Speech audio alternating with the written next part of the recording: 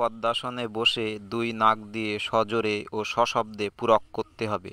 পূরক শেষে সজোরে ও সশব্দে রেচক করতে হবে। তখন পেটের তথা ফুসফুসের সমস্ত বায়ু বাইরে বেরিয়ে আসবে। এই অবস্থায় প্রাণায়ামের সহিত শঙ্খিনী এবং কুহু নাড়ি আকর্ষণ করতে হবে এবং এমন জোরে টেনে ধরতে হবে মেরুদণ্ডের সঙ্গে নাভি প্রদেশ লেগে যাবে। এইভাবে পেটের উপরের অংশ এবং নিচের অংশ উপর নিচ করতে হবে, ঠিক আমি যেমন করছি।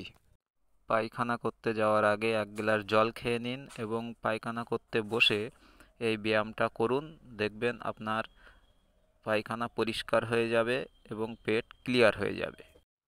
এটি যোগশাস্ত্রের উড্ডীয়ান বন্ধ মুদ্রার মধ্যে পড়ে। এটি ভীষণ উপকারী। আপনারা নিয়ম মেনে করতে থাকুন, দেখবেন আপনাদের কষা পায়খানা হোক যাই হোক পেট পরিষ্কার হয়ে যাবে। এই ব্যায়ামটির কোনো সাইড এফেক্ট অর্থাৎ পার্শ্ব প্রতিক্রিয়া নেই, আপনারা নির্দ্বিধায় করতে পারেন।